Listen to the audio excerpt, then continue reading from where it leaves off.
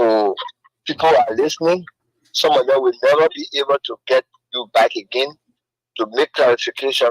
So I encourage you to think through what you say, because you're impacting all of us who listen to you. So I want to just congratulate you first of all. And as we go to the elections, just barely 2 months from now, my voice is like the voice of many or all of the citizens there. The churches, the boss, the women, the men, the youth, and the president, our president, who is the pace setter. The emphasis is we do this election in peace and stability. Those who snake have bitten before, they are very conscious when they walk through the grass. And I want to encourage all of us. The elections will come and they will go. Only one person can be president at a time. Only one person can be the Ballon d'Or in the year. Only one person can be best player of the year in a particular selection process. All the Olympics, hundreds of teams come up, but only one carry the final trophy, because not because others may not be good, but at that particular point in time, that person or those teams have performed an edge over everybody else. So let's do these elections in peace. Let me also let you know that I, Professor Soni, am entitled to my opinion and entitled to a choice of candidate. My candidate is President George Weah. My candidate will always be President George Weah. And I'm not saying so because I'm minister. I'm saying so because I'm a citizen in very good standing. I pay my taxes on my properties. I register my vehicles. I get a license that is. So basically, I do this. Nobody has to tell me to do that. I do this because I'm a citizen in good standing. When you are a citizen, your responsibility goes beyond individuals. Your responsibility goes to country. And country comes first. Everybody else is secondary. And I just want to congratulate my own president, who has already launched out the campaign yesterday in District 7 and District 8. And I just want to encourage the team that is with him to do their very best. All of us have a task, and all of us will do our honest part. Don't insult my candidate. I'm not going to insult your candidate. You have a reason for the person you want, and I have a reason for the person that I want. And if the reason that I have overweighs your reason for the person you want, then I encourage you to join me so that we'll get this government back in place and do the things that we have started. So by 2030, when the World government is officially ending, then we shall now have a field where everybody else can try again. If it goes that way and this president performs again during the second term, it's possible that CDC will likely continue. So I just want to encourage all of us. Now this morning, so can we take it step by step now, Minister? I listened to you talking to Uncle Isaac Desauro, who is the chair of the Best Teachers Award program. Again, just as he said, all of these initiatives are the vision. They are embedded in the vision of the president. Because the president is the vision bearer. All of the little visions that come from the periphery sum into his vision. His vision for transforming this country is not only roads, it's not only electricity, it's not only economy, it's not only all of the other artifacts that come along, but it's also primarily concerned that we make the people who can make themselves. So to do that, education is key. We may not have had all the resources to invest into it, but we are on course. And those amounts that we have spent them effectively and efficiently. And I want to just indicate and let you know that the students that we were in third grade, when we became a government, President Weah took this country, 2018, when he took the oath of office. The students that were in third grade at that time, those students are now in ninth grade. And those students took the WAEC exam for 2023, and 97% of them passed at least 2 of the subjects. There are only 4 subjects at the ninth grade level. So I think 70% of them passed 3 of the subjects. So I'm saying this to say that those students did not just pass by mistake. they passed because those who are in the classrooms are delivering. Are they delivering 100%? It may not necessarily be. Is to incentivize them, to motivate them, to give them reason why they should give their all and their best. It is because of this that in the president's vision that we give the teachers recognition. Never before in this country, whoever in this whole country ever heard about a teacher being given an official recognition with a prize. Of course, schools do it, individual schools and so forth. I'm talking about the national platform. Only this government has started. So there are too many first-time things that this government is executing. Too many. I'm just today talking only about the teachers and the recognition. Teachers, I want to commend you for the job you do. Are you doing it 100%? Absolutely not. But there are many of you who are doing it 100%. I want to commend you. I want to commend the school system that are managing these teachers and their schools.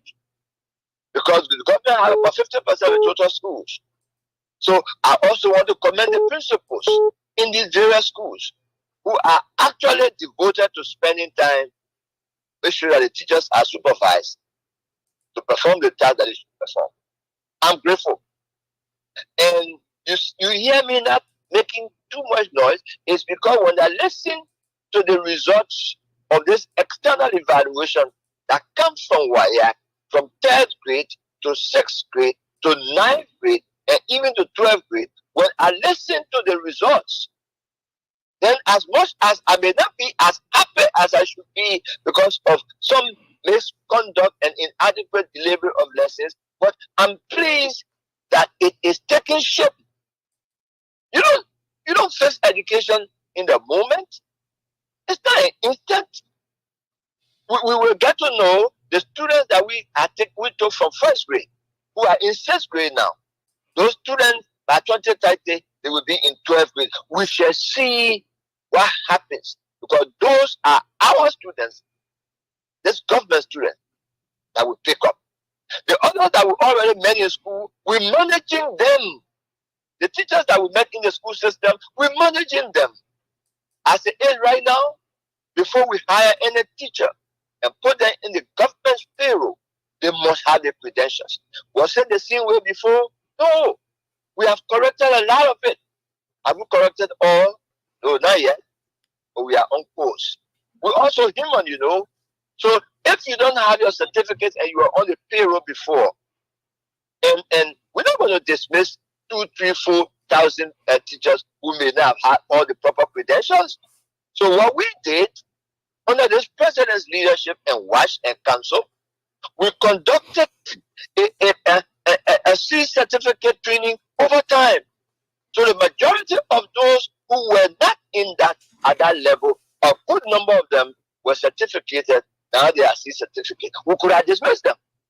But that is not the human part. Look, administration has the administrative part and the human part. First of all, the president is not going to allow me to do that.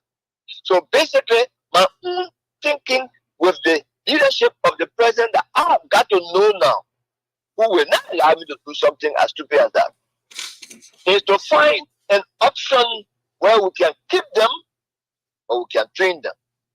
Teachers, I am begging you to please apply.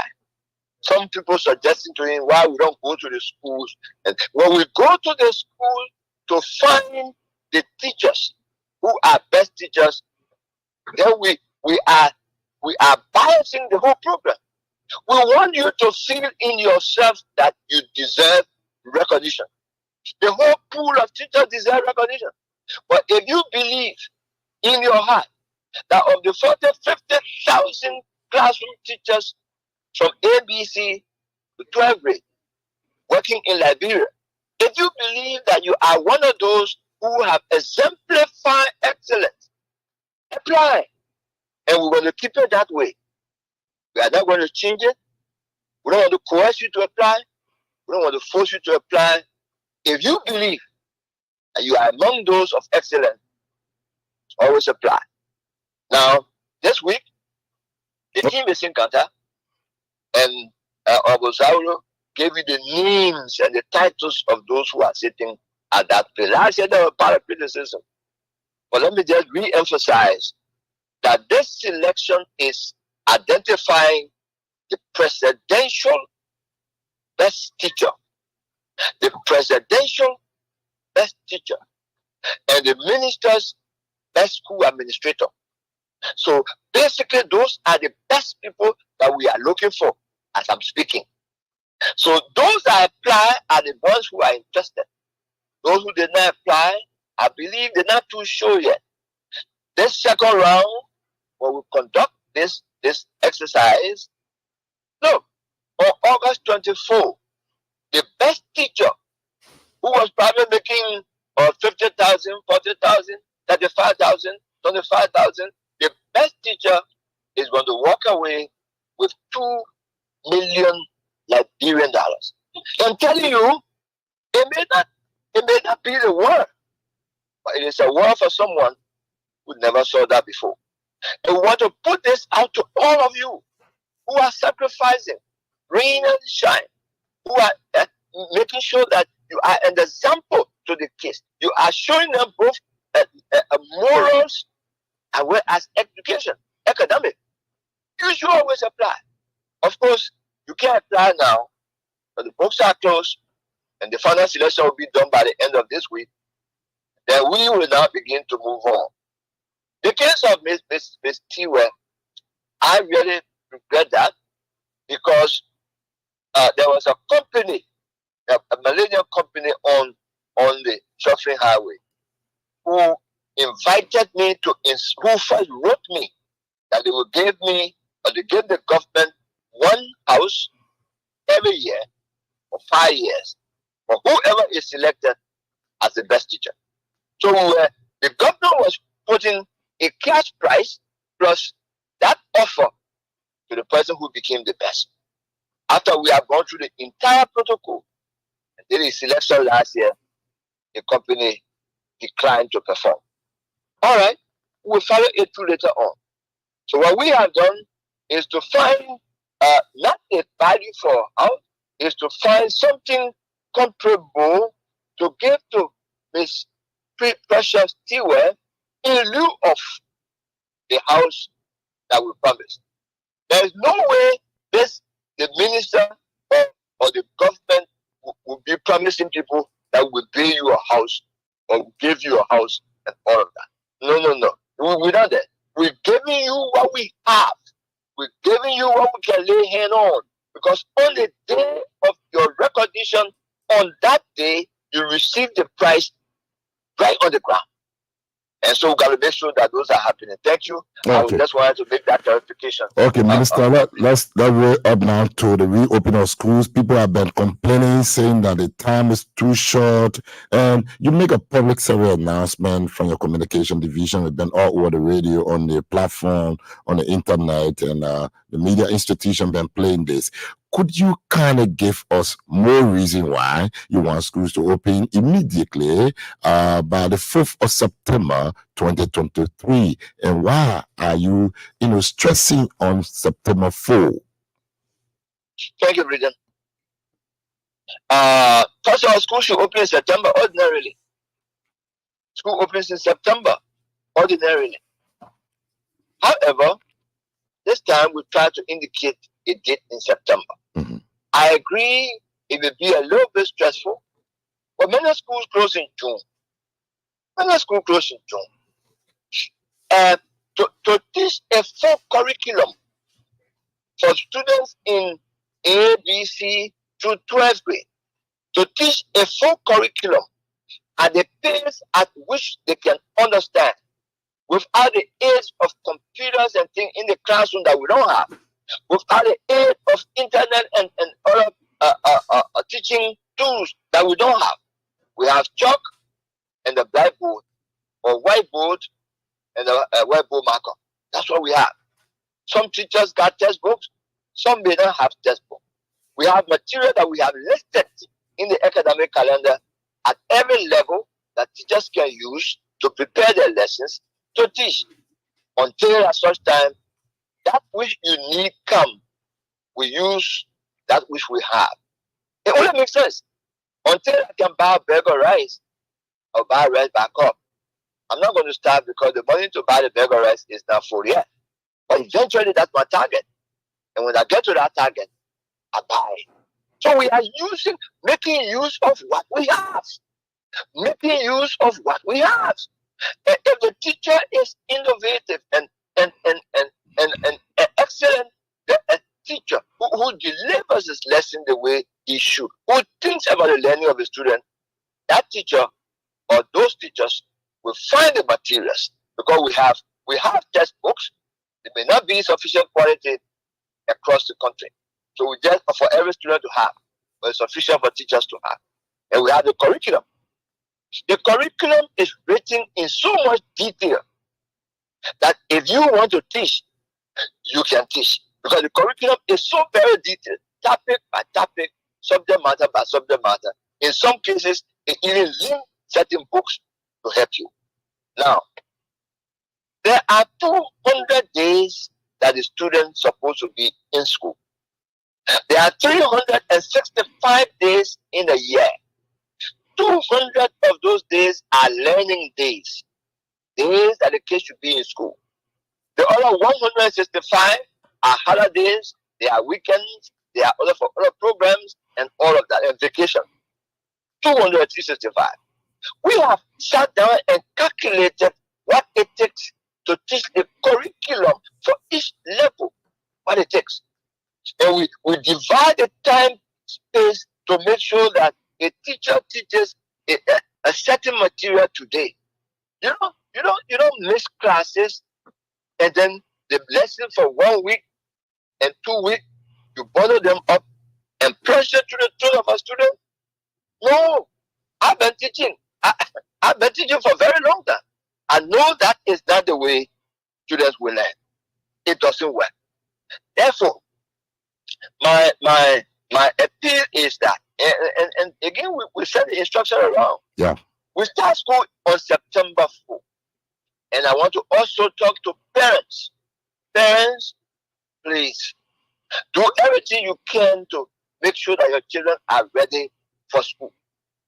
If your child is in the school and you cannot afford the tuition first installment at full, go to the school.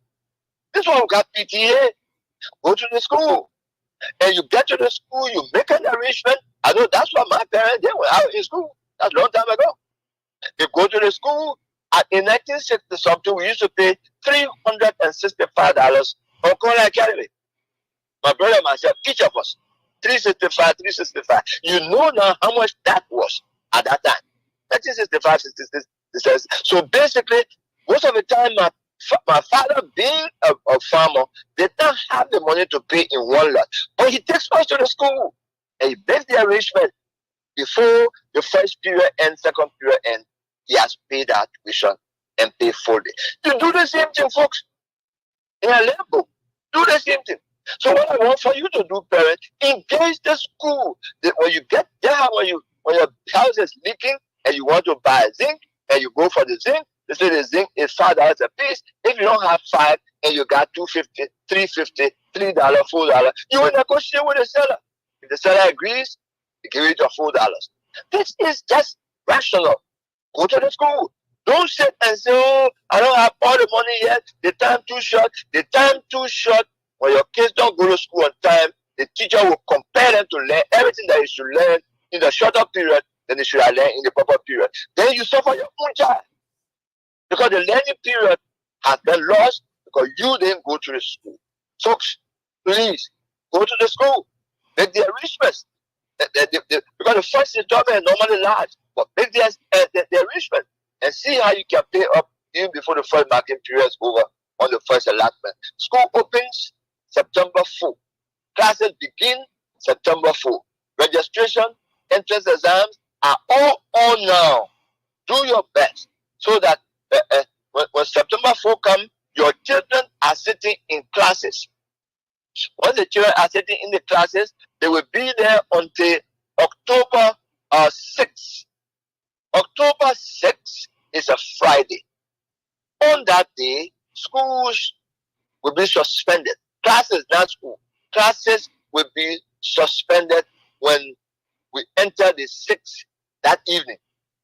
When we enter the 6th that evening, we all close. Everybody go their way. Monday, we campaign closes. That weekend, that Sunday. Tuesday, we go ahead and vote. After voting, knowing that the eager of voting, the all of the anxieties that go with it, we said, okay, Wednesday, Thursday, and Friday, after the voting, there will be no school. But the following Monday, which is the 16th, we want classes to resume. Look, let me help us, parents, help us to help you. The children are yours. Help us to help you with them. Now, in the public schools, all public schools, the students should be given opportunity to do their registration. No child should be thrown away because they have not. Again, but it also goes the same way. You go to the school, you do your registration, and if you are a parent, you go to the school and make the arrangement. This is what I'm supposed to do as registration fee. But this is what I have now because I got to buy uniform. And I'm sure the principal will be reasonable with you in this particular period.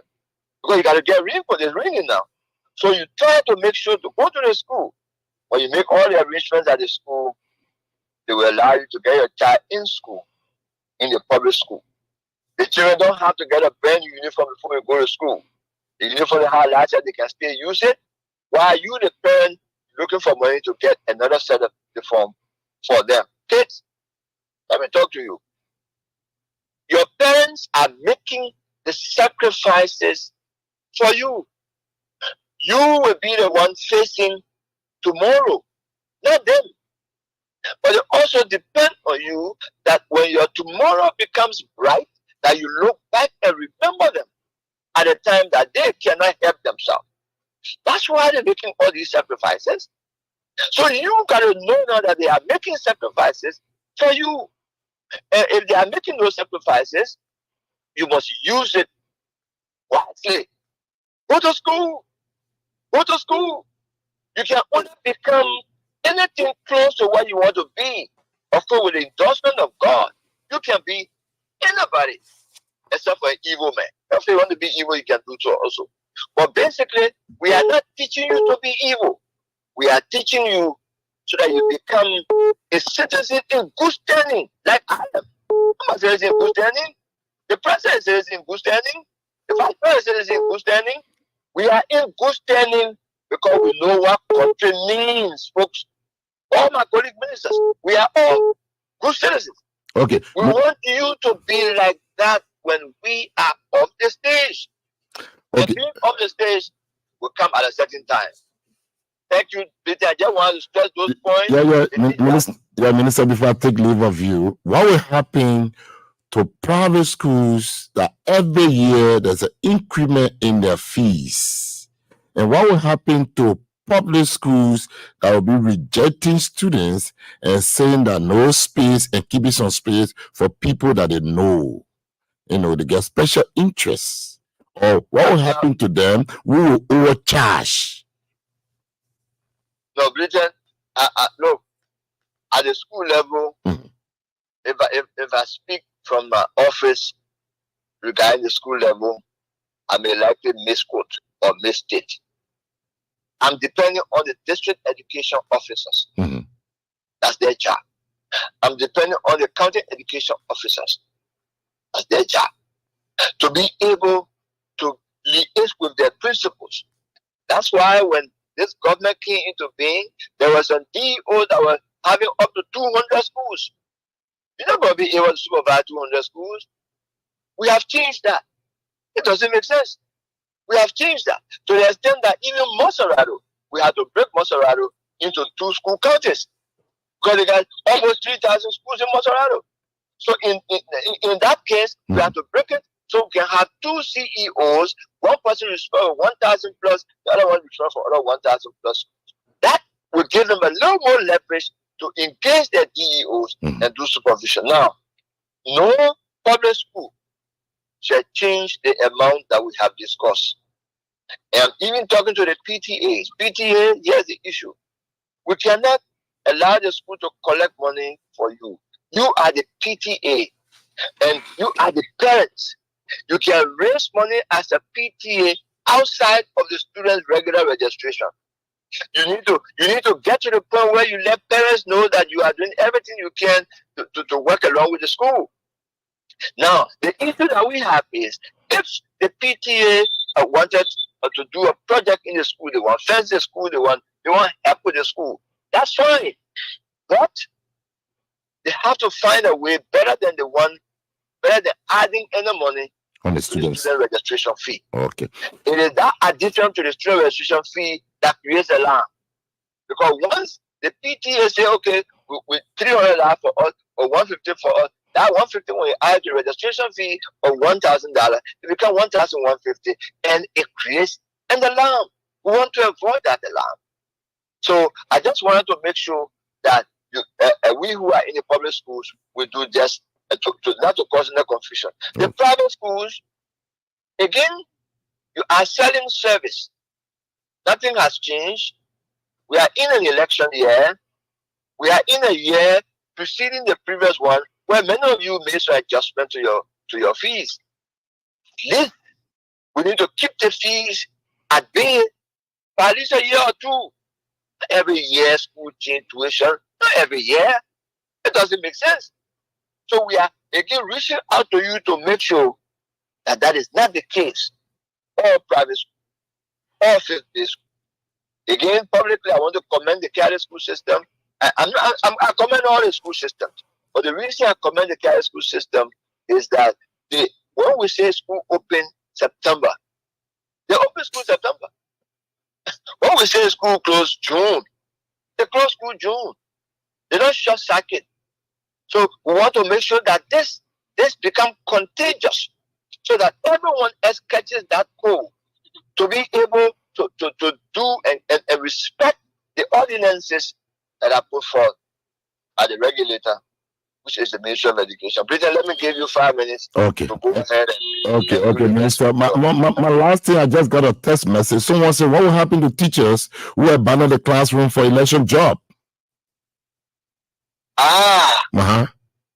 I just received that text message. They were abandoned the classroom. They said, "Oh man, we're taking it 1 month. We're going to go run campaign. We don't want able to speak. We don't want can do this. We don't want can do that." And they abandon the classroom while the children go to school. No teacher. Well, they have a choice. They have a choice. You see, this is one thing about freedom. You have a choice to stay in the classroom, or you have a choice to find another job. Just give us notice. Okay. This is why I'm asking all school principals to do their registration in this month. So, and that registration will also be taken in your school. The teachers are supposed to be coming to because teachers are taking pay. Yeah. Except for some private school who don't pay teachers during the vacation, but teachers are taking pay 12 months a year. So in the public school, throughout the year, they take pay. So therefore, even in vacation time, the teacher may show up to be able to be in the school. It is at that point that the principal and the DEOs and other people establish that these teachers are available. So that when classes begin, it is not empty. The students pay their fees, especially for private schools. They pay their fees and no teacher is there. Or public school, they do the registration and no teacher there. That has to change. That has to change. So let me not threat. No need to threaten. But we also know the civil service rule. I was just in contact with the CSA boss the other day. If you leave your class for 2 weeks, consecutive 2 weeks, it is construed to mean that you have resigned. Now the problem we normally have, when we take you off the payroll, then you go to our other colleagues who are on this other side of the aisle to impress on us to put you back. But you knew when you were leaving. So Britain, let me stop there. I hope they don't leave. But if they leave, well, the rules will apply. I will just tell Deputy Latin and Assistant Minister Jay Masakwe, who is responsible for HR, also working with the HR. But we need to get the information from the field. If the DOs do not know and don't update us, we are not going to know.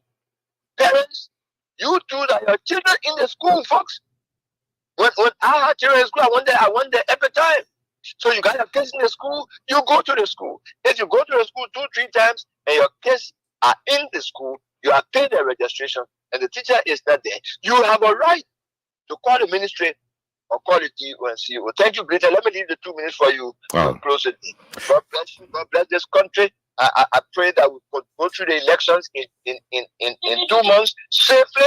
And my real prayer is that Bakuba wins, and again, the many things that he have in this envelope are released, and this country can look better, far better than we made it. Thank you so much, Brittany. Bye-bye. All right, that's the voice of Minister Soni. He's the Minister of Education, Republic of Liberia. He's been telling us about the reopening of schools. We want to say thank you so much for the partnership here at LBS. Vary Kamara is wonderfully seated in his maroon coat this morning, smiling. Of course, we have someone on the social media.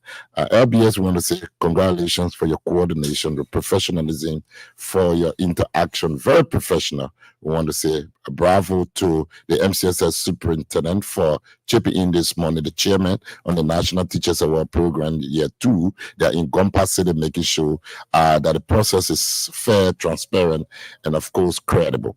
Until next Wednesday, better stay on Sunday. Please, I want to say thank you so much for listening on behalf of the senior management team at the Ministry of Education under the direct supervision of Professor Dian Susoni. My name is J. Maxim Blitian.